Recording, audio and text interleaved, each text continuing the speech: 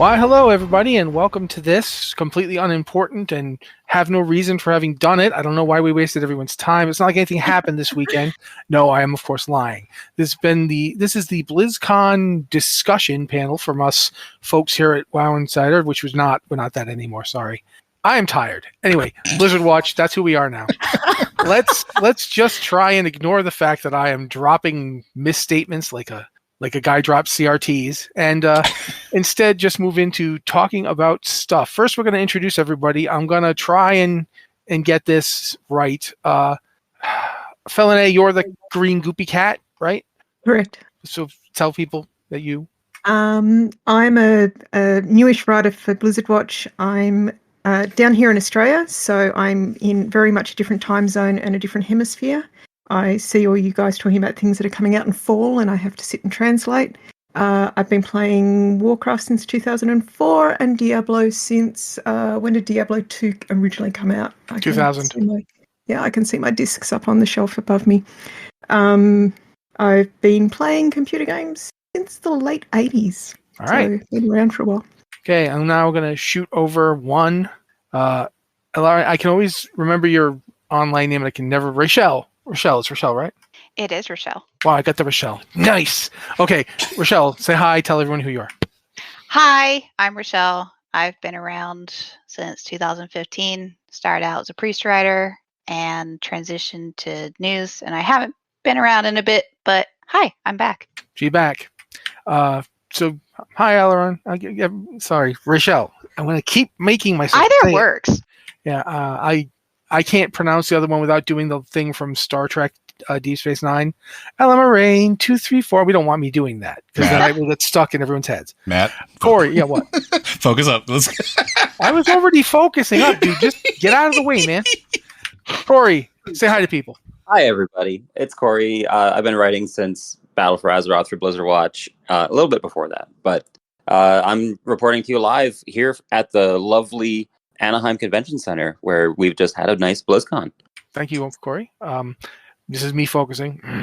Flan, say hello to people and tell people your real name. It's what? Flanagan? Like I can't remember. My real name is Flanagan, but I just go by Flan anyway. Right. Say hi to everyone. You are. I'm coming in from Anaheim as well. I just left the floor watching Saudi Arabia win the Overwatch World Cup, and now I'm back in my hotel room, tired. So very, very tired. Do you know if the Saudi Arabian team stopped at any point to just stand around a glowing orb and all kind of touch it? So if you've never actually seen the Overwatch World Cup, that's actually what it looks like. It is a pillar holding a glowing orb. Oh, interesting. So they, their natural, inclination towards glowing orbs probably helped them. All right, Joe, introduce yourself to people. Introduce people to yourself. Hi, people. I'm Joe. It's nice to meet you. Yep, I'm here. You should probably know who I am by now. You've listened to me ramble and rant about a bunch of stuff, but I'm back. I'm here, and trying to do the thing. So, bye. Okay. Hi. Now I move on from your avatar, which looks like someone with shark mouth eating someone, to Liz, who looks like a cute gnome. So, hi, Liz. Say hi to people. Howdy, I am Liz, and I am here not reporting live from BlizzCon, reporting from my desk. And I'm also pretty tired because I've been sitting here all day and all day yesterday, and all I do is type. Yep. And finally, since I don't introduce myself and just let you work out who I am through context, Nick, you're here, so you should say hi and tell people about yourself. Hi, everyone. I'm Nick. I have been writing for the site for almost a year now, actually. In a few days, a year ago, I'll have gotten an email from Liz, and I will have thought it was a joke. But it wasn't a joke. And this will have been my first BlizzCon coverage, and covering it from the other side of... Go ahead. You've been exposed to the madness that is. Can someone please write this? Yeah. Yeah, cover... From the other side of California, or the other upper half of California, the time zones weren't too drastic on me. I didn't have to do too much. But I can see for everyone else just how draining it can be. All right. Well, now that we've done all that, we're going to basically just kind of jump into some topics and see what people are thinking about what happened. I think the first thing we should talk about is the weird flow of information that this BlizzCon had. I think one of the things that Allison Robert, who's also somebody who works on the site, is not here, unfortunately. Really sharp person, so I always like talking to her. One of the things she pointed out was that it felt very much like it didn't know if it was trying to be the original BlizzCon or some new thing, and there was definitely a feeling of it being strained through extra corporate scrutiny because of everything that's been going on for the past couple of years at Blizzard and the recent events notwithstanding. So I'm going to put this out to you guys, and I'm going to just kind of do this counterclockwise. So I'm going to start with Nick. What are your feelings on the stuff you heard and the way it was presented and the way the new BlizzCon is working out? So, just to kind of recap for my own self, this is the first in-person BlizzCon since 2019, correct? As far as I know, yeah. That is correct. So, I don't know if it was kind of just shaking off the rust or just getting back into the groove of online or of in-person event management, which I already know is chaotic and hectic, but for something like BlizzCon is probably up that to 1,000. It kind of felt like, at least I felt this very much in the opening ceremony, where I wasn't expecting that flow of games to open up with. Like, I definitely didn't expect Overwatch 2 to take such a front and center first half of the ceremony. And then I know we were talking about this a little bit earlier, so I won't go too much into it, but it felt like you're not like stat padding or word padding, but it took a while to sort of like get any sort of information from anything. I'm going to use the Cataclysm Classic one, which I'll talk more about later. It was a lot of words to say Cataclysm Classic is maybe coming in the first half of 2024, and then the little fine print on the website says available on or before August 31. But yeah, that's really it. They've always done that when they introduce the new software coming out. It's always on or before a certain date. Like, I think they're legally obligated to do that. Well, yeah, but then it was just after that it was, hey, this is it. Stay tuned. Yeah, okay, that's fair. Since we're going counterclockwise, Liz, you are up. Yeah, it really did feel like a BlizzCon that was light on details. It hit a lot of things that I think players were really looking forward to, particularly at Warcraft. Chris Metzen came on the stage. There was a lot of excitement for upcoming expansions, player-friendly features like warbands, which I'm also sure we'll talk about soon. But at the same time, we're very light on details. Like the new Warcraft expansion has a lot of cool things, but it didn't feel like it had like one big killer feature. It felt like it was a lot of little features that we were all looking forward to, but didn't amount to like the killer feature, the one reason you're going to be really excited and buy this expansion. And a lot of the things felt like that. The Diablo panels had a bunch of things I'm excited about, but they were small things. And the big things, like the new Diablo expansion, is pretty far out, and we have very few details on it. So it really kind of felt like a BlizzCon light. I enjoyed it. I thought it was interesting, but it felt light. And also, I was going to, just to respond to what you just said, and I encourage everybody to discuss this if they want to. It felt to me like they deliberately backloaded it. Like, all the details you were going to get were going to be the next day. So on the opening day, you got brief teasers, and that was it. Just a lot of teasers.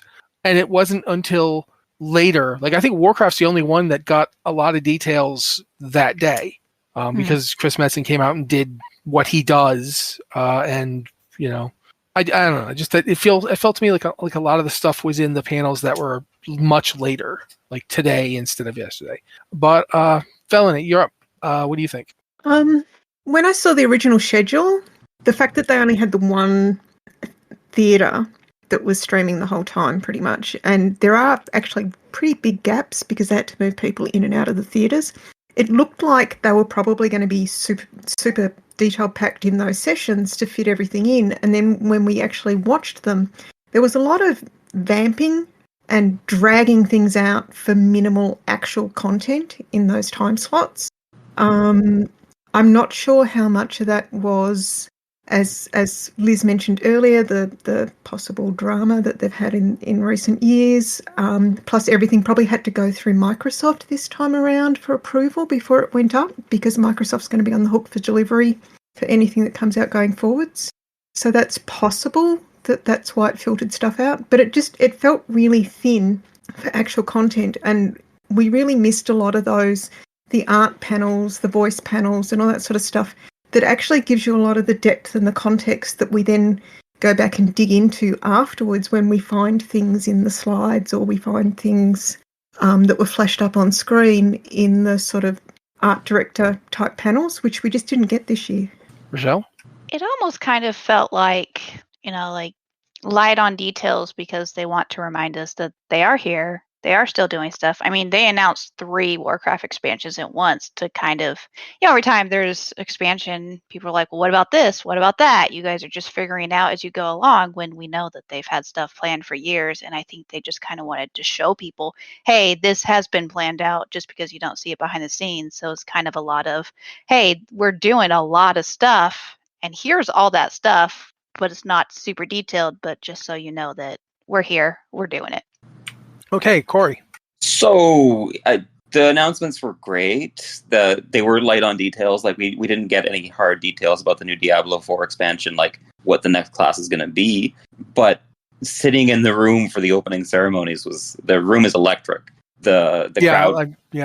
That carried so much more weight than I understand that's situational, that not everyone gets to be in that room. But having been given that opportunity, it was amazing. That's a fair point. Anything else before we move on to Flown?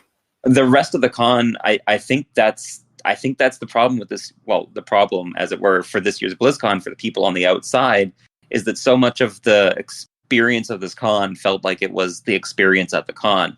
The Darkmoon Fair was so busy today that it was basically closed off from noon until the end of the show, because people wanted to get their pins and their Velcro patches and their little plushy characters and trade things all day. The Diablo experiences of getting a real tattoo were basically all booked from the first hour and a half of the convention opening yesterday. The photo ops and seeing the live head-to-head Rumble matches and all the props and design that went into making this space look amazing.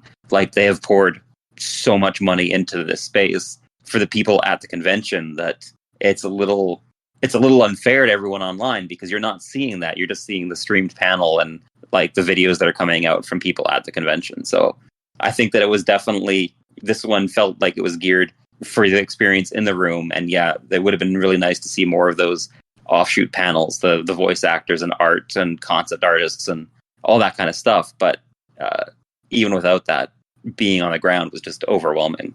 Okay. Flan, you're there too. Do you concur with Corey? I agree with Corey. This particular con, especially during the opening ceremony, it made the electricity in the room just made you tear up a couple times over. But this con did feel like it was more focused for the people there at the con. And as you were saying, like, details were sparse in meetings and during the showcases, but it's because they wanted you to go to the actual stations and play the game right there. And I did feel that was a problem when it came to, say, Diablo, because Diablo did not have any demo stations. And when you go to the fireside chat, they're like, well, we have an expansion coming. We're not ready to talk about it. And we have a new season coming. We don't want to talk about it. So they just offered this wonderful experience, except for those of us who did want the tattoo and couldn't get it. And this was more of we want you to interact with us. And I feel that may not have really crossed over well for anyone who was watching this at home. All right. Okay. Joe? So over the last few years, we've had virtual everything, right? And I think that sort of became a new standard. It was something we had been asking for years, because anybody who couldn't go to a BlizzCon while BlizzCon was going on, this is how it felt, right? This is how it felt from the outside looking, at least to me. Where everything was more about the in-person experience, the in-person information filtering out. And while, that was great in 2008 and 2009 and 2010 and what have you, we've moved past that point, I think, where having the in-person experiences is great, but you still have to consider how people at home are going to now digest it.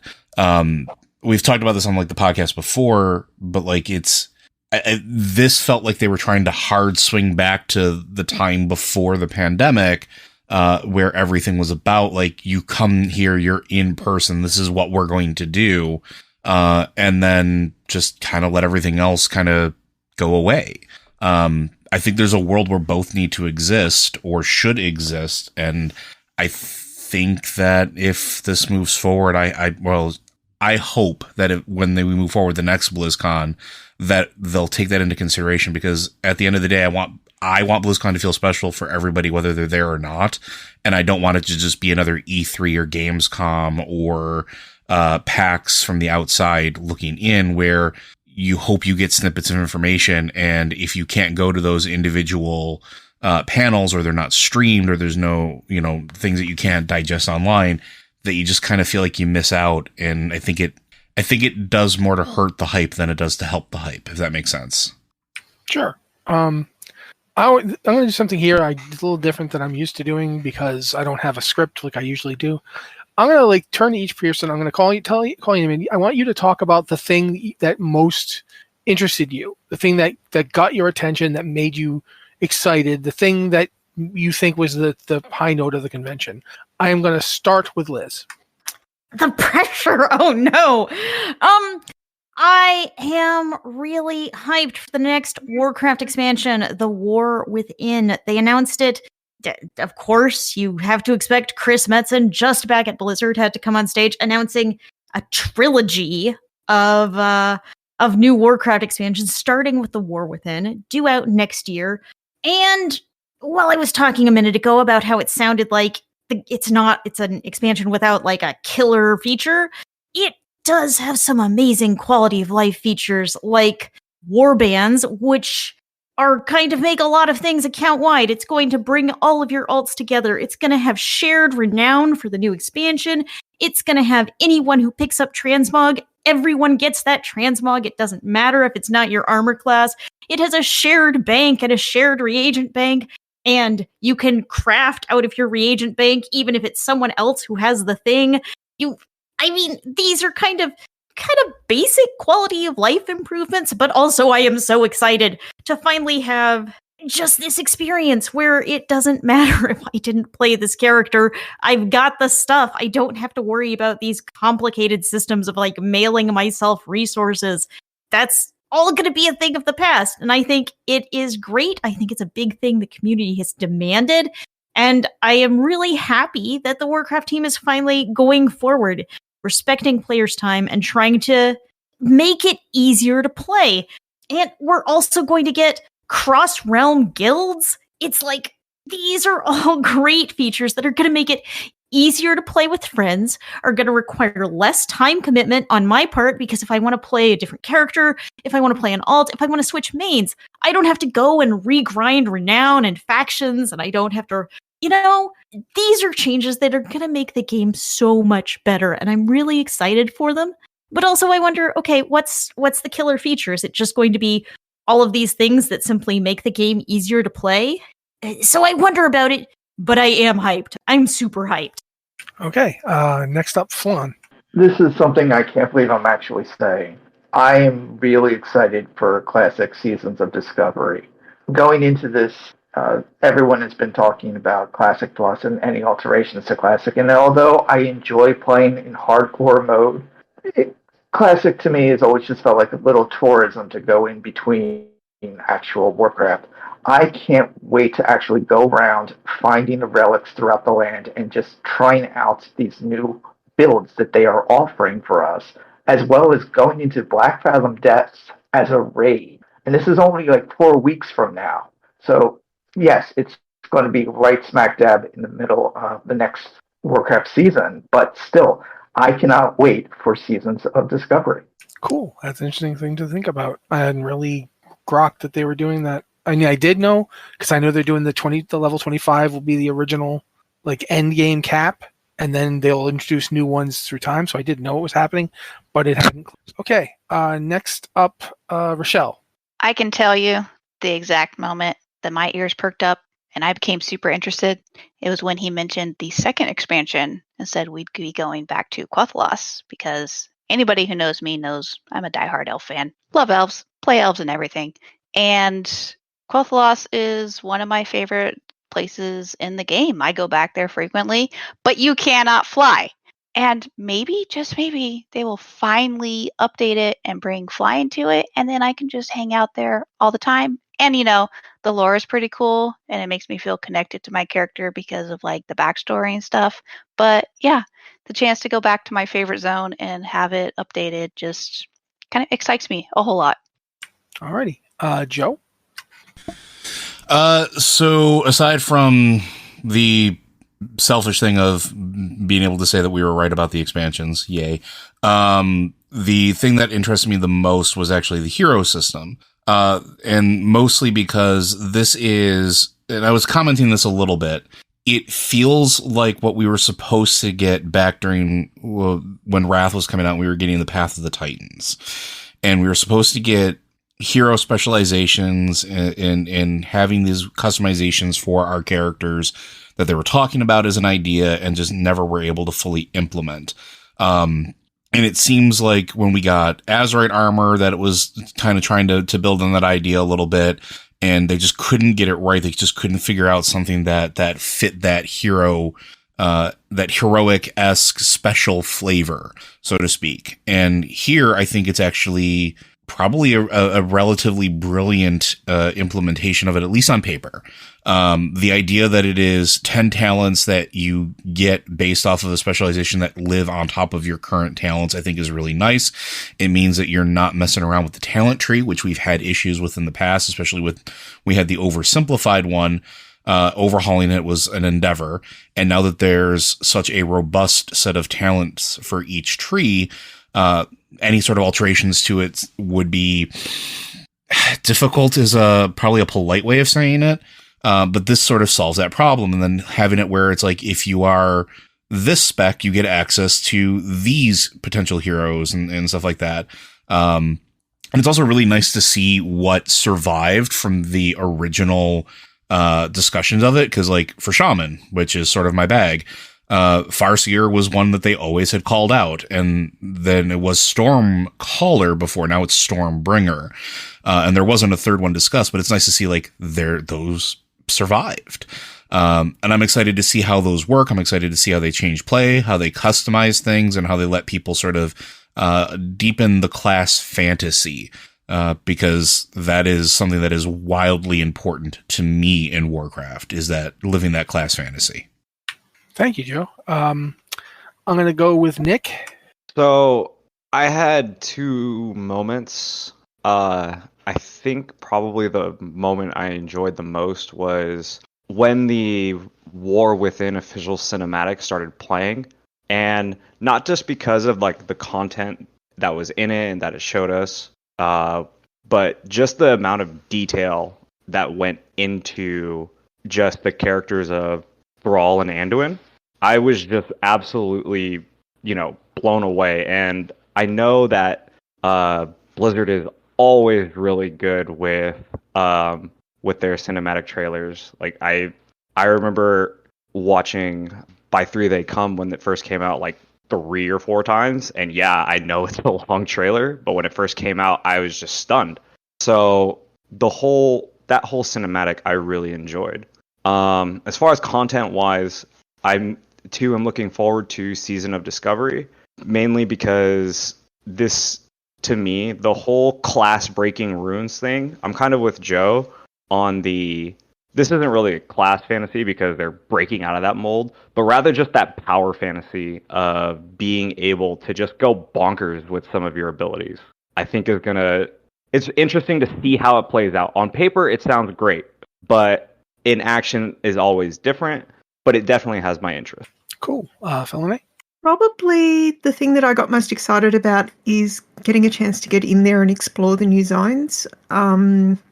Probably the most magical thing for me for any Warcraft expansion is actually getting into the environments and having a look around. I love playing a druid, so I can sort of sneak around and jump off things and explore stuff that maybe I'm not supposed to have access to yet, and try and find all the little secrets and little nooks and crannies that are hidden away. So I'm really looking forward to that. The new environments look fabulous. I think both the Warcraft and the Diablo environment teams do an amazing job every single game they put out. And I'm looking forward to see whether Moon King can go 2 expansions in a row without having a total structural redesign. That doesn't seem possible. No. It's a common thing in the Druid forums. Don't Moonkin have to like get a new mechanic that involves like something no one's ever heard of like before? Like, yeah, now what are they going to do to Eclipse this time? Yeah, but Will it look okay. anything like it's looked before? Okay, all right. Yeah, now we're thinking about that. Anyway, Corey, since I'm jumping to you. So for one thing, I think you're the last person, but also because Druid. So there you go. The Druid heroic stuff's really cool. I wish that there was a Druid of the Flame option. So the Druids of the Flame are, they've popped up in the game a few times now, and every time they seem like such a cool concept and so out of the mold for Druids that it's always really struck me as something that I would love to play with. So I hope that they take some feedback on maybe removing Wild Claw or Druid of the Claw, because basically Feral and Guardian Druids are just Druids of the Claw, and letting us go that way, because that would be really cool. The rest of it, it's all super exciting. I can't pinpoint any one thing that made me be like, yeah, that's the thing. I'm just so happy that maybe it's that they seem to have a cohesive vision for the next 3 expansions, and we're not going to get that one little thread that maybe pulls us into the next expansion, which will feel nicer. Okay. I'm not giving my opinion because I've got a lot to do already, but it would have been no Diablo 4 and Vessel of Hatred stuff, because I'm bouncing off the walls on that one. But instead of me babbling for a while, let's talk about something else. Let's talk about the concept of the warband and what it is actually doing. Because this is something that I feel like it's easy to kind of just look at this stuff like the reputation and so forth, but they're making changes to practically every system. Like, they're making changes to how gear works. There's now going to be gear that is warbound till equipped. And that gear is like, it drops, and you look at it and you're like, oh, I can't use this sword, but my paladin can. And you can just send it to him. And it's effectively replacing catch-up mechanics in a lot of ways. Or you could send it to them, or you could just put it into your shared bank and they can grab it. Like, there's literally no reason to mail things to your alts anymore. Exactly. Which is, it's like a tiny feature, but it's so convenient. The part that really got me about it, and I want to open this up to everybody, but when Eon was talking and he's like, the game wasn't designed with any of this in mind. And that's why we had to do weird workarounds like, okay, you want to get some materials to your alt, you have to go to this particular vendor and buy an item that you would then mail to them, and then log over and then get that item out of the mail, and now you have the resources that you just tried to send yourself. And I remember thinking, oh my God, he's right. That is the most ridiculous thing. Why did we ever accept that? So yeah. I'm going to see. Does anyone want to talk first? Can I ask Corey does, and you do. Can I ask a question about this real quick? Go for it. Because I'm still playing catch up, and since you all have been paying way more attention than I have been able to, did they specify if there is a limitation on how many characters can be in a warband? Because all of the promo footage or images I'm seeing are showing 4 in the image. Sorry, go ahead. It is every character. Every character. The art will just show you those 4, and you can choose who you see in your art. So customizable, but it's every character on your account. Yeah, it's not even really like a system you have to sign up for. It's not like you don't have to join the warband. You don't have to do anything. When the expansion comes out, the system will just be there for everybody. So if you roll an alt, the alt is automatically in a warband with it. Okay, yeah, because that clears it up, because when I was looking at the promotional images, at least, and again, it looked like there were multiple warbands on an account within it, like there were groups of characters, and I don't know if that was just a weird artifact of the image that they chose. So thank you very much for that. So- Given Iron's example was a currency transfer, did they talk about whether currency would be account-wide or whether it's just going to be items in the bank? I mean, they talked about how you won't have to do it anymore. They specifically mentioned you won't have to mail things to yourself. You won't have to do a currency transfer. You'll just have, because you have a shared bank now, essentially. Oh, so you have essentially you have a shared money pool. But I don't know if it means literally just if you have 50 gold, if you make 50 gold on one character and then you get on the other character, if that character will now just have 50 more gold. That's how Diablo does it. And since this is very blatantly the stash system from the last couple of Diablo games, I would not be surprised, but they didn't specifically And as say. a long-term Diablo player, I'm waiting for all the "we need bigger stashes" or more stash tabs coming. Oh, after yeah. the first month. Always. Yeah, absolutely. But Corey, you were saying something or trying to, I remember. The warband stuff seems really cool. It does feel like the currency will go across. I know in one of the promo images you can see some gold listed on the bank. So I just kind of assume that it will pool all of your gold together in one pile, which is nice. It's such a great change in their perspective. And I even got a cheeky little one-question interview with Ian Hazakostas today, catching him on the way from one room to another. And I asked him about this, and I'm not quoting him directly here. After years of player feedback about this kind of situation, that he wanted that they've listened, they've taken that into account, and it's really been challenging their traditional concept of what a character is. But what he said on stage about it being the same player behind the keyboard really, I think, resonates with a lot of people, because it's like, yeah, I don't need to do X again. I did X. I've been there. I lived it. Yeah, at this point, I've done X 4 times just trying to get a kitty cat. I'm just trying to get to Y, man. I don't know what's. Yeah, So that's a very good point. It's fantastic. It's going to smooth out a really big rough edge in Warcraft. That you'd look at players who do Final Fantasy 14 and one character does everything. They can twist it to a different job at any point, and so your Dragoon is now a warrior, and without having to worry about like rolling 13 more characters. Yeah, this is a slightly different way of accomplishing much of the same goal. Yes. Okay, Nick? So for today, I actually had to jump out and missed most of like the deep dive and had only really given a glance at stuff like warbands. So I'm out learning in real time more about it now. So I just say jump over me and keep the convo going. No, I refused. You will learn and tell me more. No, okay. Flan, no. you're there. You're actually at BlizzCon. So did you get to see it, or do you? Know I what we're got to talking watch it from afar, but I wasn't able to attend this particular meeting. But the one thing that I really liked was the nice little tab that clicked that you could put all of your reagents into, and all of your characters will just have a single reagent source, and they can all draw from it in order to do their crafting, and that really impressed me. That's like amazing for people who do the auction house and who do a lot of crafting, who have crafting alts. It's also Because really now- good for guilds too, right? That do a lot of the crafting for keeping like raid groups and stuff like that up to snuff. Yeah, it is. It's very, very interesting to me. Okay, Rochelle, I think at this point you're the only one who hasn't gotten to say anything. So I am super excited about it, and it's just like, I play a lot of alts, but I don't play them as though they're my mains. Like I switch back and forth and play them sporadically, and it's nice to have everything centralized and not have to send things back and forth. And it's not like they're adding something that we hadn't been able to do, because you can do all that stuff. It's just tedious and it takes a long time. And it's just such a huge quality of life change to be like, hey, we're going to cut all that time out so that you can actually spend time doing the things you want. And that's what we've seen in the past, was that when players could do the things they want, they were more inclined to log in and play rather than having to log in and do like wizard chores. So it's just a really nice thing. And I'm really excited that my alts will be more connected to everything and I won't have to log back and forth, and it's more cohesive system. okay.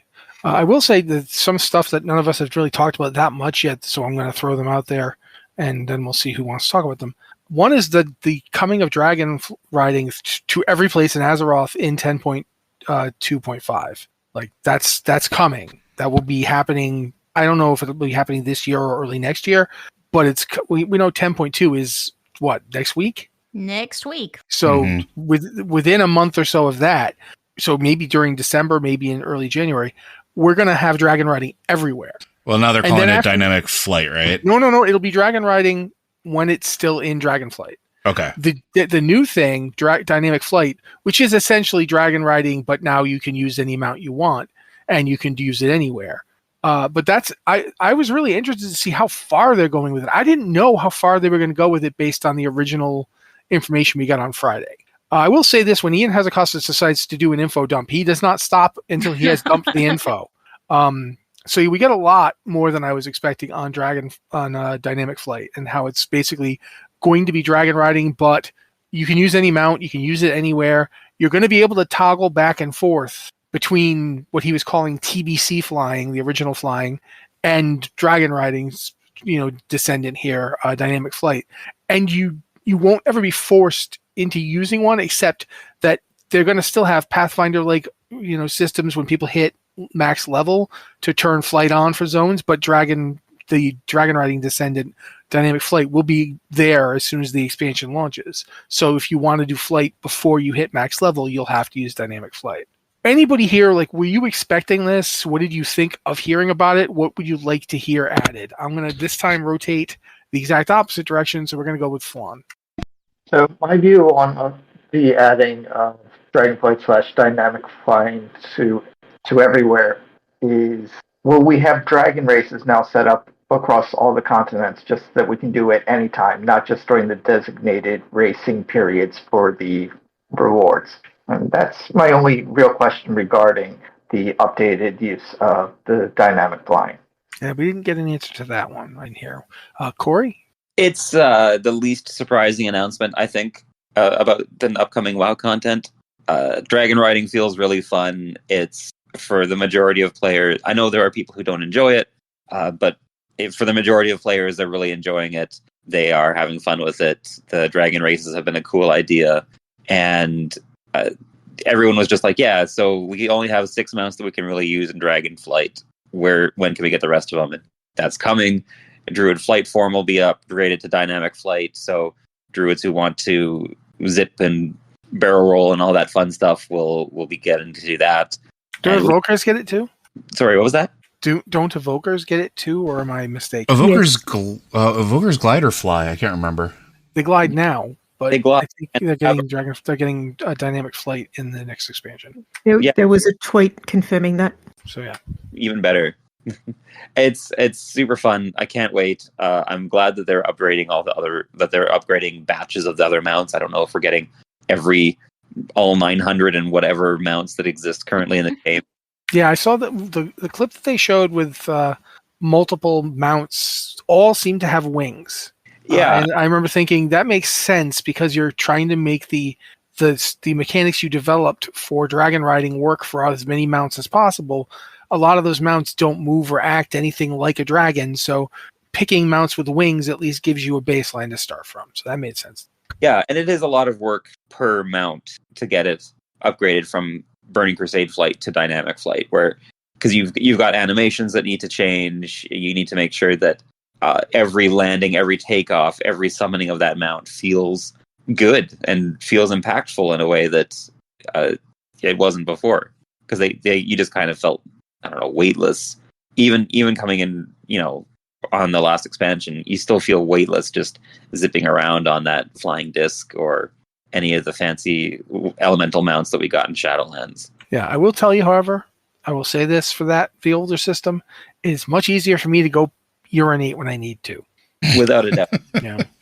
And that's important. Don't ever tell me it's not. So the fact that you can toggle is good. Rochelle, you have any thoughts? Basically, yeah, the toggle.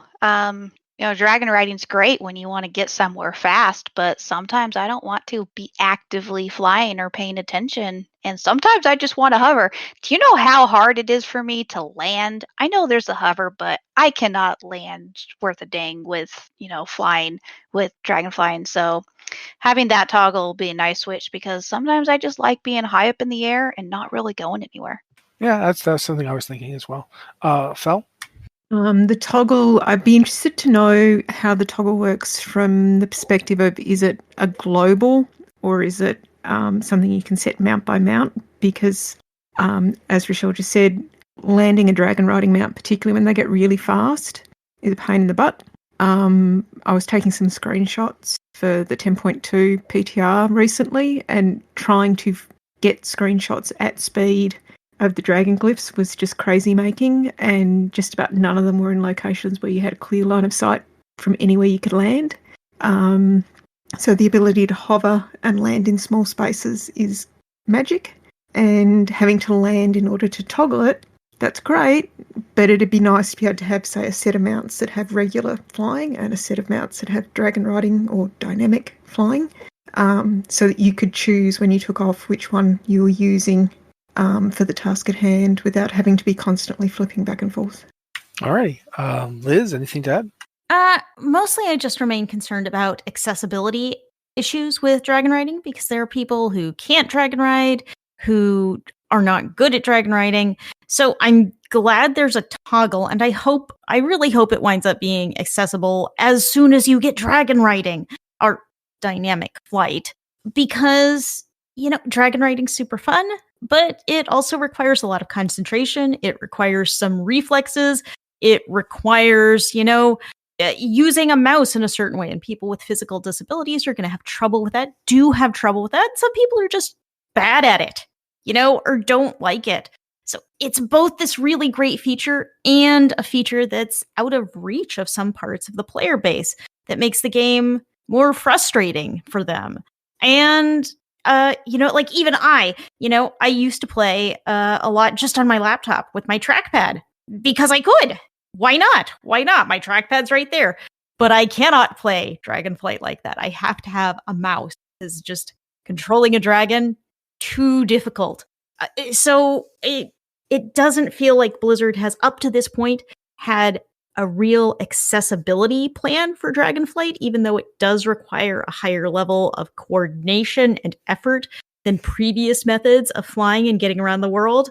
And I at least hope they have the toggle option available right off, so there is another option. Sure, you're getting around slower, but you can get around without that frustration and difficulty.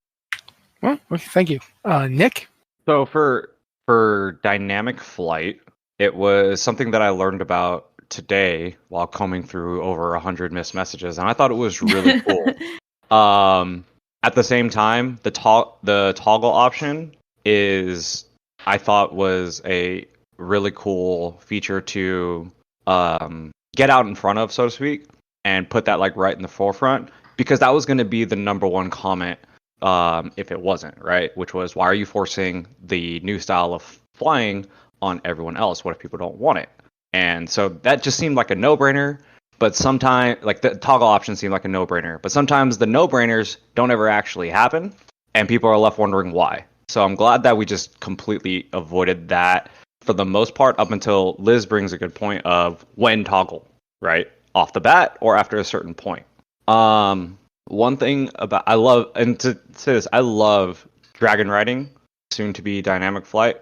I'm curious to see what this quote evergreen state of the glyphs will be, because I know that when we do our work on the PTR to grab screenshots, my dragon riding mount reverts to the original 3 slots that you get.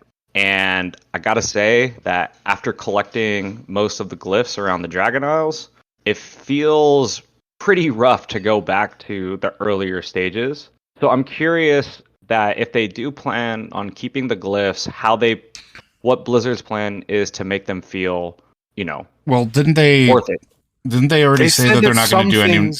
They said that some things were going to be made baseline as you level. So some of the things that are currently dragon riding glyphs will just be stuff you get as you level up, because the Dragon Isles are going to be the default leveling zone in War Within. So there's be an expectation for players to get dragon riding as they level from 10 to, I guess, 70. Yeah. So yeah, but they haven't completely answered that. And but that's a good time for Joe to talk. 'cause I was gonna, Joe- didn't they also confirm that there's going to be no new glyphs either? Like, even though, like, for Dynamic Flight, there's not going to be anything new. What exists on the That's Dragon correct. Isles that's all there is. So, whether or not those are even going to be necessary. For right. I'm all about accessibility options. I will always be about accessibility options and ways for people to enjoy the game. So as long as Dynamic Flight is toggleable in a good way and people can opt out of it, I think it's a good option. I know a lot of people who, my partner for one, just didn't really care for dragon riding because, well, they couldn't do it. They didn't have the physical dexterity for it, and so they just stopped playing. So anything that allows you to not have to do that if you don't want to, A+. So that's I mean, for me, I really enjoy it. I think it was a cool feature, but I really do understand why it would be off-putting to a lot of folks. Okay, this one is a little gives me quicker, I think, because it's just something that occurred to me whilst I was watching that. Did anyone else notice that Phil Spector mentioned StarCraft? Up front. Mhm. Yeah, like right, it was the second thing he mentioned. The second Blizzard game he mentioned was StarCraft. You know what he didn't mention? Heroes of the Storm. I'm pouring one out for Heroes. I thought the StarCraft mission was interesting, and I've been honed in on this one since the beginning. Since Microsoft announced the acquisition with art that included StarCraft. I Mhm. mean, most of the art in their acquisition announcement was Blizzard art, and it featured StarCraft, even though Blizzard has essentially let StarCraft die. I mean, it was, But- as one person pointed out to me, it's like, look, it's Blizzard, Call of Duty, and Candy Crush. That was the art. It was like, Yeah. did you just buy Activision just so you could get Blizzard? Is that what happened here? But yeah. But it does feel like Microsoft recognizes what they have here. StarCraft is a huge game. People still play StarCraft. People still love the RTS genre. There's been talk of an RTS renaissance with new Yeah, I games, was just going to bring that up. Yeah. which Blizzard has not participated in, despite really having previously just kind of owned the RTS genre. And they've kind of abdicated that role. So I think Microsoft is going to push back in that direction. Maybe we get a new StarCraft game. Maybe we'll be back here for next BlizzCon talking about StarCraft.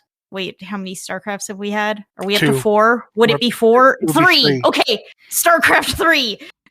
Maybe next year? Maybe we'll hear something? I don't know. I do think it's interesting too, and I'm hoping the other guys get to talk because the three of us tend to talk over people. How many people here think it's interesting? Not just that he did mention StarCraft, he didn't mention Heroes of the Storm. Like, what do you think he was doing there? Like, what do you think Phil Spector's role in Blizzard is going to be? I know he's president of Xbox Games. What do you guys think that's going to mean for Blizzard? Why do we need Phil Spector to be at the con? Not that he shouldn't be. Just what does he bring to it? I'm going to start with Rochelle. Oh no. No time to answer. I'm not really in tune with like the games industry as I used to be. I mean, there's no way they couldn't have had him there because they just, the sale just went through. So people were expecting something. And, we were all predicting as soon as the stage lit up that he was going to come out and be like, hey, I'm here. I'm not changing anything. You guys rock. And I mean, that kind of happened, I guess. But yeah, I guess his role was to, remind people that, yeah, this is happening, but also kind of reassure people that it's not going to change for the worse and that they just want to make fans happy because, there are StarCraft fans who are probably unhappy that there haven't been any updates or anything. So I don't know. It kind of felt like, just reassurance. Okay, Fel. I think probably one of the big things that he'll bring to it all is I think Microsoft probably have a better understanding of the international markets, particularly with the long history of things like the Xbox and the Game Pass. That I suspect the reason that StarCraft was in there is while it may not be as huge in the US market, it's very, very big in Asia still. And I think they see that as a developing market that they need to push in further. It's part of the whole kerfuffle they had last BlizzCon one before with the Diablo Immortal announcement, is that maybe the US isn't the target market for that game, even though the vast majority of people at BlizzCon were US, and that's probably why it went over like a lead balloon. I mean, it's one of several reasons, I would argue, but yeah, I definitely get where you're going with that. That Microsoft have probably got a stronger eye on the international market. We'll see what happens. Okay, Corey. Phil just brought up a really good point in the international market, because we saw the collapse of the Blizzard China partnership that allowed their games to be released in China just in this last year. So maybe with the Microsoft on board, that will get overturned, or a new path can be forged there that allows Chinese players to play the games that they loved playing again, legit, without any VPNs or any other nonsense like that.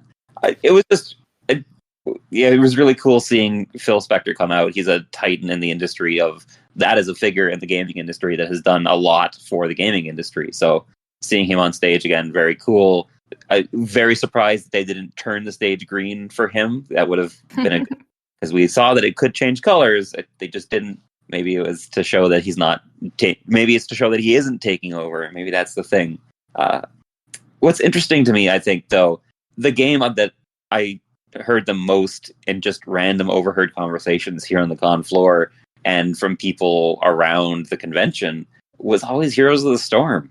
I couldn't go an hour without hearing some random snippet of a conversation. I'm going to gently possibly point out to you the concept of confirmation bias, Corey. Well, whoa, yeah, maybe. But I felt like I couldn't go an hour without hearing a snippet of someone being like, yeah, Heroes of the Storm would have been cool, or something along those lines. It felt like the game has always been well loved by the people who loved it, and the people who didn't barely remembered it. So I will say this for Heroes of the Storm: I've played all the current MOBAs at this point, several of which died. Like for instance, the DC one. Infinite Crisis. Yep. Yeah, and of all of them, the only time I really had a lot of fun was playing Malfurion in Heroes of the Storm because he was just the weirdest healer imaginable, and I got into it. I liked playing him, and it's strange to hear myself saying that, but yeah. So I get you on Heroes of the Storm. It would be nice if Microsoft could possibly do more with Blizzard's catalog. So yeah, I mean that's one possibility there.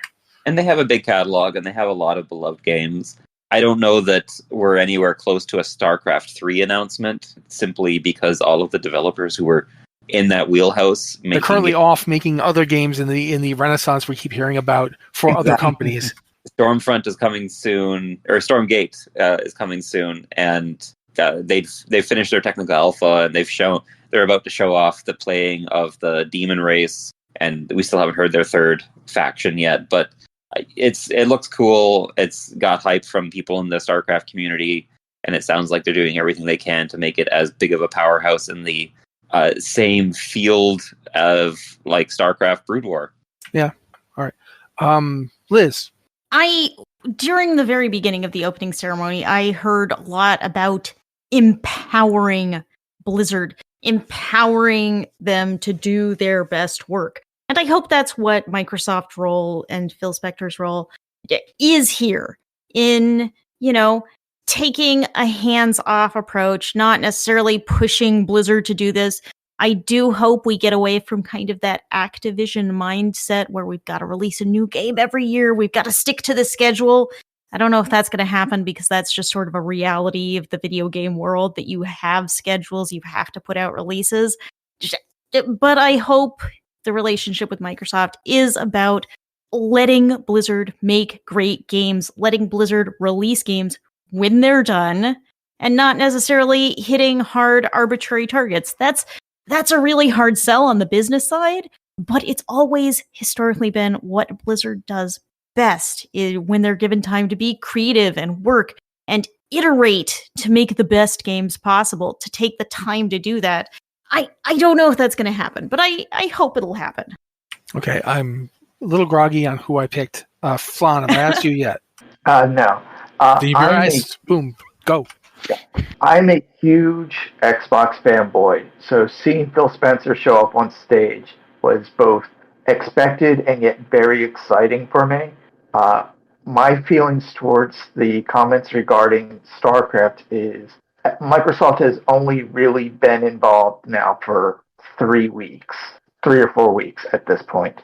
I feel it may be too early to announce a StarCraft 3, but I also feel that Microsoft has so much behind it, even dealing with the other companies who are part of the RTS Renaissance. Everyone involved in those will need to deal with Microsoft at some point, and I do feel it's going to be a question of what do we need to have the resources to create StarCraft 3? Here's a blank check. Fair enough. Nick, I believe it means you and Joe are the two I haven't spoken to yet. Actually, Joe did get to go. I didn't. So, no, you didn't? Okay. We must have talked to somebody else. Sorry, guys. I'm trying. But I'm going to go with Nick right now. Nick? You're doing a great job, Matt. We appreciate you. We do. So, okay. I think that this is just me, I don't want it to sound as like cynical and as jaded as it might. I'm trying to be objective about it. But I don't know if anyone else this week has paid attention to what's going on with Microsoft's main competitor, Sony and Bungie, where Bungie recently laid off a lot of people.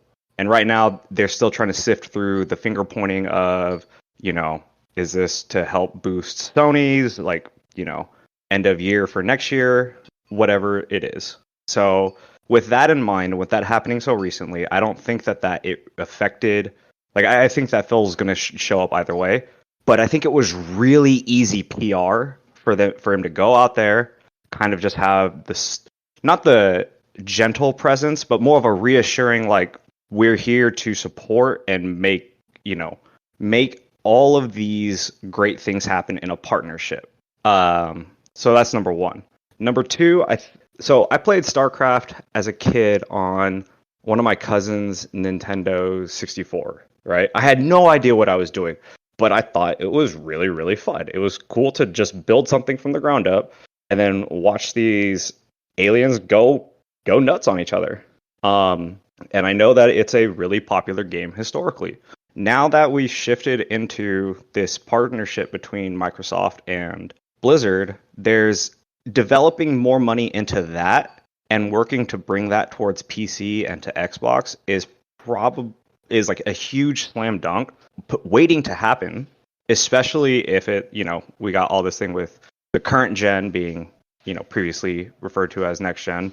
And I think that level of versatility is sort of why, you had to really go out of your way to name drop StarCraft. You really did. And I think that's, if you had to choose between one, Heroes of the Storm or StarCraft, it would be StarCraft. Yeah, that makes sense. I don't know how much more time we actually have, because I don't know when we started. We have as much time as everybody has, I think. Okay, cool.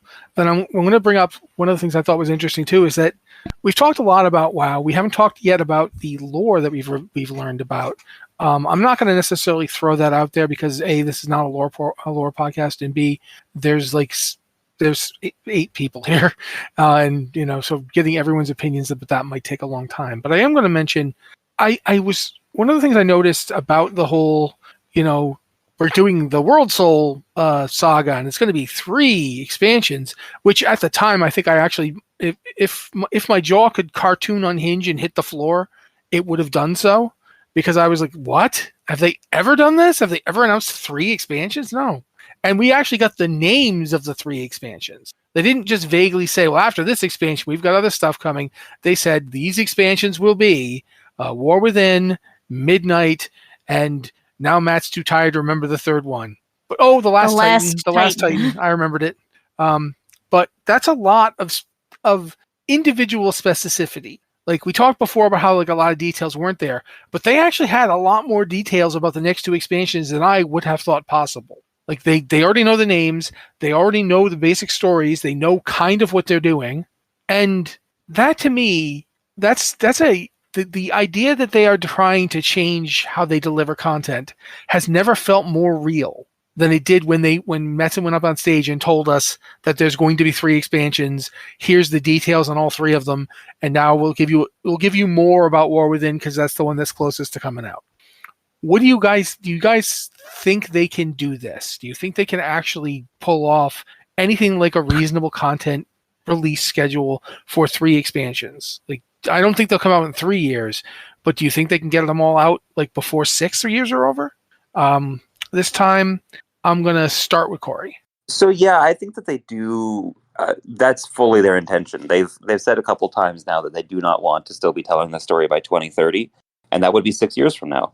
The first expansion doesn't come out till next year, so I think we're looking at a 1.5 year release cycle. It's likely that we'll see only 2 raid tiers in the expansions, and then so I think that they're gonna tell us closer to launch what their roadmap looks like, and I think that they've proven that they can hit those roadmap points now because they got through Dragonflight nailing every one of their dates as they said they wanted to. So I think that we're on track for what they're promising, and I got a chance to talk to the couple of the developers for Dragonflight and beyond the upcoming WoW expansions, and they were talking how their workflow has changed from focusing entirely on one expansion and then another team is looking at the next expansion to they're kind of bouncing all over the place. So one day they could be looking at, Amir Drasul assets, and the next day they could be looking at Delve stuff, and the day after that they could be working on unannounced midnight features, et cetera, et cetera. So I think that has helped them to keep their fingers on all the pies that need to be, and make sure that everything is streamlined and going well and working in a way that has allowed them to become a lot more efficient at delivering the content that we're delivering or getting delivered. All right, cool. That's an interesting point. Next up, I'm going to say Nick. So this is something that I've been thinking about because, yes, we want to say that that the story wants to be done and told by 2030. Currently 2023, release date projected 2024. So how fast would they have to move? And I think that one of the reasons, kind of like, I think it was Rochelle that said it earlier, hey, we are working on this. Here is a longer term, view, not to just like immediately entice, but also because I do think that they will probably pump these out sooner. Maybe like I think Corey hit it too with the 1.5 years, and part of that is because the Dragonflight 2023 roadmap was ambitious, and they did do it. I think on the player side, like, and this is not to discredit what the devs have done. It was, that strict cadence should be applauded, and I thought that they did all of it well. I think that around 10.1.5, I started getting a little bit of burnout on the type of activities and the sort of pacing of the story.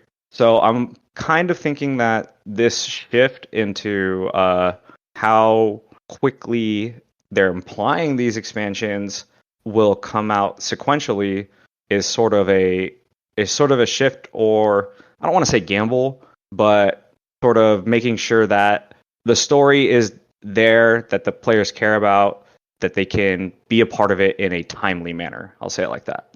Okay. Liz?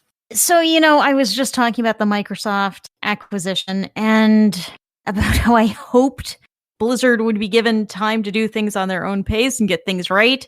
But it also does look like they're at an insanely fast content release schedule, because they have said they want this done by 2030. That is not, for 3 expansions, for 3 World of Warcraft expansions, that's not a super long time frame. And this past year, they've certainly proven they can do this. They can release content on an aggressive schedule, on, I would agree, such an aggressive schedule that it inspires at least a little bit of burnout from even your most enthusiastic players, because it's relentless. It's a relentless pace of content. But I am really concerned about them sticking to this relentless pace of content, because not only do I sometimes get tired and feel a little burned out on the amount of content we have in front of us, but also expansions are more expensive than ever. The top tier bundle for The War Within is $90 and includes early access to the game. So people who shell out that $90 get to play early. And if there's a once every 1.5 year expansion, instead of a once every 2 years, once every 2.5 years expansion, that means we're paying that $90 more frequently than ever. Now, is that because Blizzard wants to give us more content? Is it because, they want to roll out the story fast and keep players interested and engaged? Or is it because, corporate pressure says you need to sell a $90 expansion every other year? Part of me is very cynical about this and very concerned that it's just going to mean that the aggressive pace of content is just going to mean more pressure on our wallets, because $90 for a game ain't nothing. So we'll see. We'll see if they stick to this pace. It should be pointed out that the $90 tier does include 15 days, or does include 30 days of game time. So it's the equivalent of 15 USD plus tax, right? Yeah. Fair point. Well, Joe, since you just did that, you're up. Cool. Here's my hot take. I think we need to start adjusting what we think an expansion is. So I don't think, and I've been talking about this for a long while, and I think this was the first time I perked up, because I think this might be the first indication of it. Every other MMO that's out there releases content at a more regular pace, and an expansion means something entirely different in each and every one of them. And I think part of the problem with Warcraft is that expansions for so long have always meant new systems, reshaping the world, and doing a million things that sort of break and remold the game. I think over the last 3 expansions, we've started to see that settle down a little bit. Even with the new talent system and stuff that was released, I think the intention was always to see if they could get WoW to a place where the system would allow them to make the changes they wanted to make and do the things that they wanted to do and add the things they wanted to add quicker and easier without having to spend 6 months fixing Yogg Saron every time they add something new to the game. And I think Dragonflight, and I said this when it first released and they gave us the roadmap, I think Dragonflight was the test run. And the fact that they were able to successfully not only do all this, but make fundamental changes that didn't completely break the game is a good indicator that they can keep this up, because I don't think they're going to have to keep adjusting the system. They're not going to have to completely break the system every time. Hero Talents is a really good example of that. They're not breaking the system. They're adding on to it. They're adding something to it, almost like an Office add-on or something like that, or like a mod pack, essentially. I know I'm oversimplifying it, but that's what I feel. And I think that will allow them to be quicker. And we always knew that they wanted to hit that 1.5 year mark for expansions. But what is an expansion going to mean at that point? I think it's just going to be milestones. If they just keep adding things on as they go along and keep those experiences, like, Corey and everybody else is talking about how much was added in through Dragonflight, and how you felt like some people felt that it was too much to keep up with all the events and everything else, but that's what other games do too. So I think it's not going to be as grand of a scope of an expansion like we've been seeing. And I think that is very intentional in the way that they laid out the next 3. I don't think the system's going to change. The story will be updated. We're going to go to new places. They're going to keep adding things on, but I think that's the new cadence for the game. And also, I think that's better for the longevity of the game as well. I mean, let's be honest. WoW is about to be 20 years old. And I'm sorry for everybody whose backs just cracked when I said that. But as if my back could even, as if I feel pain anymore. But, in 6 years, WoW's going to be edging towards 30 years old. What other MMO can say that? Well, EverQuest. Yeah. And EverQuest too. But that club is really limited. Yeah. What is it? Anarchy Online, Ultima Online, and the games we've made. Yeah. And I mean, it's a very exclusive club, but I think it's going to allow them to keep going to hit that 30 year mark, right? Because they can focus on that. They can get their story out. They can put their add-ons on. They can make their new changes, make their new lands, and then they can keep going and keep going and keep going. And maybe we hit that every 1.5 year mark where an expansion drops, but it's just not as big of a deal because they're not breaking everything. All right, I'm going to shut up now and let other people talk. I pretty much think at this point the people who need to talk are Rochelle and Fel, right? Sorry, could I jump in real quick? No, you can't. Man. Go ahead, Corey. Jump in, but be quick. They did talk in their interview today about how a lot of the cadence of content that came out in Dragonflight was them trying to see what they could do and them experimenting with how much they could get out. So for people feeling burned out on story content and in Dragonflight and how quickly it was coming out, it's possible that they will pull back. Slow on that down, yeah. So what I'm hearing is I was right. Yeah. Sorry. As he often does. It was a nice testing ground for them to try out this kind of thing. So there are going to be tweaks, and they mentioned also like catch-up mechanics and how if a new character made it to max level, all of a sudden there was 17 different exclamation points that popped up in Valdrakken for them. So how maybe they can do a better job of directing you to the most current phase of the game and still giving you access to everything else that happened in that expansion, but guiding you with more breadcrumbs to the right point that you should be playing at that moment, which will probably help too. Maybe. Okay, but again, am I right in thinking Rochelle and Fel, you're the only two who haven't gotten to talk yet? I believe so. Okay, I'm going to go with Rochelle. So Blizzard has gotten pretty good at reliable patches. I think back when I was still predicting patch dates, every 3 months was usually on the dot that they were doing it. But I'm just going to say they've been wanting faster expansions since probably, Burning Crusade, I think. I'm not sure. And I'll believe it when I see it because it hasn't happened yet. Fair. That's a fair point. Fel, you got anything? In my day job, I largely work in large corporate software development environments. Agile's pretty popular, and the basic premise of Agile delivery is you deliver what you can in a given time frame for a given amount of money. And it very much sounds like the pipeline that they're talking about with the 3 expansions in the next sort of 5.5 to 6 years, that they're working towards that sort of design philosophy, which probably means some of what Liz was saying earlier about the amount of content that's going to be in any given expansion for them to actually be able to deliver in that time frame. We're probably going to be paying similar amounts of money for what's probably going to be 2 major patch 2 raid releases to hit those targets, because I don't think the player base would be able to really do the volume of content that would have 3 raids in it in a sort of 12 to 18 month period every year going forward for the next 5 to 6 years. So I think what our concept of a full expansion looks like is probably going to have to shift a little to deliver that amount of content in that amount of time. Fair point. They're time boxing it. Yeah, I mean, as Joe pointed out earlier, a lot of games, when they put out an expansion, it's not the very intense amount of content that we get in a WoW expansion. Like some of the EverQuest next of a live service where everything just changes incrementally a little bit as you go along, rather than big bang massive changes, might be something we see as well. Well, they've already kind of taken steps in that front with things like the battle passes and so forth. But we've got a lot more we could talk about, but I'm getting to the point where I'm starting to run out of. Real quick, can I add something? Sure, go ahead. Yeah.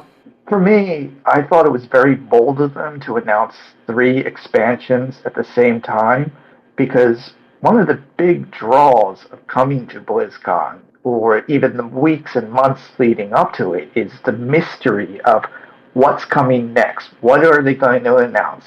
By announcing 3 expansions and giving us the back of the box descriptions of ideas for them, of what's going to happen, you basically have stopped all of the fake leakers, for one thing, as well as no. They're absolutely the fake leakers will be telling us what's coming out after the last Titan within a month. But I do get your point, and I do think it's a good one. I do think it's interesting to see them. It takes a lot of chutzpah to get up there and basically say, here's everything that's coming, and sort of like preemptively stop the what do you think it's going to be? That's a big hype generator, and they've said we don't need it. So yeah, you've got a point there. But like I was saying, there's so much more we could talk about. Liz is going to talk about something. I can just feel it because she just said hi. Go, Liz.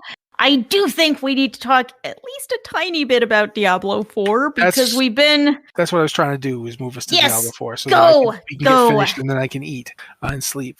Diablo 4. A lot of the stuff that was announced at BlizzCon was stuff that we either already have or will have within this season or the next season, which I thought was weird. I did like the talking about, season 3, the season of orange text, because they weren't ready to tell us what it was actually going to be, yet they were showing us stuff from it.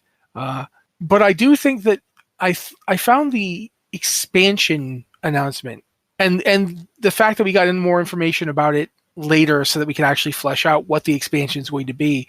Having it be Kurast and Nahanta and basically Travancore, having it be the areas that Mephisto was powerful in, the areas that he corrupted, the areas that he was using, it makes sense. Where else would he want to go? Like, he already knows he was basically ruling this area of the world for like a solid 50 years. Like, he knew how to control those people. He's obviously going to want to reestablish that. So I thought that was cool. I liked a lot of what they were talking about in terms of the sensitivity. They didn't want to call it Taranja anymore because that's an actual group of people. And they didn't say this. At no point did they say, and maybe they don't like their name being plastered all over our game about demons destroying everything. Maybe that's something that they don't think is that great. So we could, not do that. And that's all great. I do want to put out to you guys, what did you, of what you found out about the expansion, what did you feel like was the most glaring, deliberate omission? And what did you feel like, oh yeah, I really, this is something I needed to know. Thank you for telling me. We're going to go to Liz because Liz is doing that. I do want to jump in first and say they announced a new Diablo expansion called Vessel of Hatred due out late 2024. I just felt like I needed to cram the name of the expansion in there. So I mean, obviously we're following Narelle. We're following Narelle, who is literally the vessel carrying around Mephisto's Soulstone. But we got this very short teaser trailer and not much else. Practically nothing else. And we got a little bit about where they're going. We got a few pieces of art. We got some really, there's definitely some cool visuals, but that's it. That's it. We got a teaser that there will be a new class that we don't know about. We just got so few details. It's like just this tiny bit, just enough to give you something, but it wasn't much. It's really not much beyond the name. Okay, that's fair. Gonna go with Rochelle this time. Did you even care? I mean, I don't know if you play Diablo. I unfortunately cannot play Diablo because they did not make it for Mac. And so Diablo is just kind of like, oh, okay, that's nice. I'm going to read other stuff. Gotcha. Okay. Does anybody here absolutely not play Diablo or have any interest in it so I don't waste your time picking on you? Go ahead and say so now. Not getting anything, so I'm going to jump to Flan. That's stuff I asked before. So I'm excited for the Vessel of Hatred. I'm just surprised that this is where we're going already. I knew we would be dealing with Narelle in one of the expansions. I just figured we probably would have been dealing with the Crusade of Light first, because they felt like a more local threat directly after you while she was going away to handle other issues. So I am surprised that we are already going off to Mephisto. That just leads to the future of where do we go after that, because now Willie would have taken care of Lilith and then her dad. I'm curious to see where we're going. Okay. Liz, did you actually want to answer the question? Because you didn't actually answer it. I sort of, maybe. I think I've said all I have to say about the expansion. There's just not much. Not much. Joe. We are journeying to the lands that I would love to go back to and see how they've changed in the time that we've been away, because it has been a while. 72 years. Yeah, we have talked about this. I think we when we did our Diablo episodes of Lore Watch, we kind of went into that and how we'd like to go back. I do think it's important that we go back because we've spent more time on this side of the world than there, and it leads us closer to what happened with the Amazons. It leads us closer to what happened with the Order of the Sightless Eye, and a lot of that other stuff. And it starts potentially filling in, lore gaps, which, that's what I care about. The interesting thing too is we are leaving, as was pointed out by Flan and company. We have the cathedral of light in all of their malice and glory still kind of traipsing around the place. And they have to be dealt with. But we also, at the end of it, if you've done a bunch of the stuff, you got the Iron Wolves back up and running at least somewhat. Their traditions are restored. You've given some hope to some of the lone crusaders that are out there. Because while Joanna may be gone, her apprentice is now taking up the mantle of Johanna, sorry. They're not in an awful place. They could be better, but they're not without hope. And to be perfectly honest, the position our character is in at the end of it, nobody else can really go deal with Mephisto, who is gathering power probably at an alarming rate, faster than his brothers for sure. And that could spell even more doom for the world. As Matt pointed out, it's the whole, these are areas of his power. And if his soul fragmented like we think they did, he could have still been influencing it, because we saw the influence of hatred on the lands we were in Diablo 4 already. Imagine if that was unfettered for 70 plus years in the other parts of the world. So I'm kind of excited for it. I'm kind of excited going back to that area and poking around and seeing what's up. Okay, gonna go with Nick, I guess. So for me, Diablo 4 was my first Diablo game playing for an extended period of time, like more than an hour, I would say. I played Diablo 3 in college, as one of my friends said, hey, try it out. And at the time I thought, oh, this is cool, kind of a lot going on. And it didn't grab me. So the whole idea for me, when I look at this expansion, this is another new place that I get to go to and learn about. But I don't know what else is happening, because kind of like what Liz said, the trailer, to me, the best part of the trailer was the sound design for Mephisto's voice. It is just so good. It feels like when I was watching the trailer and I had my headphones on, I could feel the rattling in my skull almost, like he was in my head, not just Narel's head, which I thought was a really cool touch. Maybe I'm just listening too loud. But so that's the lens that I'm looking at it as. Probably the best part of the trailer for me was in our staff chat when everyone was going over new class, and me, having not played Diablo 3 for super long, thought it was a good idea to just say, oh, hey, what if it's a witch hunter? And then immediately, boom, no, boom, no, boom, no, boom, Diablo 3. And I'm like, all right, I get it. That was the best part to me. I couldn't help but chuckle. Yeah, all right, I probably deserved that one. All right, I think at this point, Fel. I don't know if we are going to deal with Mephisto.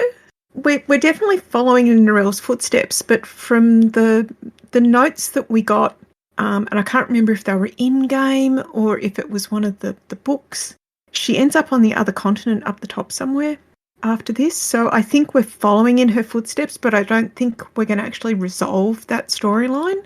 I'm really looking forward to going somewhere a bit more lush. I have found the story in D4 has been absolutely excellent, but I get a little down with how bleak the environments are. So I'm really looking forward to going to somewhere a bit greener, and what they showed us was amazing, but it was, like we were talking earlier, really thin on actual information. Nearly everything that's coming in the balance of this season we'd already been told about somewhere. What little they told us about the next season, we already knew most of it already from other Fireside Chats and blogs. So other than the name of the new expansion and a couple of screenshots of the new environments, they didn't really tell us anything that they hadn't told us already. The rings were about the only really new thing. And I actually bought a Windows box to play Diablo 4 specifically, because I've been a Mac player for a very long time. Yeah, I do kind of wish they had kept doing stuff on Mac, but you always get the just boot camp it argument. No, it's not worth it. It's bad. Corey, did we get you? Yeah, but I don't have much to go with on Diablo. I haven't played as Diablo 4 as much as I would have thought I would have at this point. All I can really say is it does feel thin for something that's supposedly been in development since Diablo 4 launched, to get no solid details on this expansion already this far out. But I get, maybe it just also feels like Diablo 4 has been out forever at this point, so who am I to really judge that? Which it's really only been out for 6 months. If that, yeah. June 5th, 2023. Yeah. And So we're in like early November, so yeah, about 6 months. it's been out that long. So I guess that's fair. My one guess for like the next class is probably going to be something akin to a warlock that really uses the power of hell and demonic forces to fight demonic forces. Because I don't really feel like we've seen that in a Diablo game before. Except for the Demon with- Hunter. Well, to a degree, but I'm talking more like throwing fallen at people and bringing big demons out and infernal magic kind of vibes rather than that in a way that's unique from the Demon Hunter powers. Yes, you want warlocks. Yep, that's my guess. That's what Alrighty. I keep saying it. It's going to be bards, and they're going to do a weird job of it, and I'm not going to like it. But that's just me being real negative because I'm pretty sure that this is a monkey's paw situation. Or maybe it's I've been something saying new from for the years. Isle of Scovos, Matt. You never No, know. I've been saying for years that we need bards, and I never expected it to actually happen. So if it actually started happening, I would not know what to do. But regardless, there was also, like I said, I do want to make the point of one of the things that I thought was really strange was how much of the Diablo presentation was stuff that we either already have, or as like Phil mentioned, we already knew about. Like, we already know, and not from this BlizzCon, that Season 3 has got an Egyptian theme. Like, they didn't mention that, but we've seen it. Like, it's something we know. I thought that was really odd. It felt like more so than World of Warcraft, which at least was giving you some details. If we had the time, I'd really want to discuss the fact that Hearthstone, you wouldn't even know they had an expansion if you weren't paying attention. You know what I mean? Like, it did not feel like Hearthstone was getting enough attention. But yeah, I just felt like the Diablo 3 panels in particular felt very much like a lot of it was just stuff they didn't want to talk about yet. You know, and I don't necessarily blame them, but it still was an interesting thing for a BlizzCon. It felt to me like perhaps they learned from the experience with Diablo Immortal that they could have made a Diablo 4 announcement a year earlier and probably saved themselves a lot of pain. And so now they're going to make the announcements even if they don't have a lot of real details to share. But I don't know if anybody else feels that way. Anything else people want to talk about before we move on? Because I do seriously need to get done. One omission that almost all of us predicted in our BlizzCon predictions was that we would hear something about the unannounced survival game, which, again, we had silence on it. So I don't know if that's a good sign or a bad sign. It could mean that they're doing the whole it's done when it's done and it's going to be really polished when it comes out, or it could have been Microsoft looked at it and went, no, because we did notice one gap in particular in the schedule where it could have potentially have squeezed something else in. And it might be the reason that some of the other stuff felt stretched. I don't know. I mean, that is a good point. We have not heard anything about the survival game since we heard that the survival game exists. Yeah, I think my understanding is that like it's like it was in early development. They announced it probably earlier than they should have that they were doing it.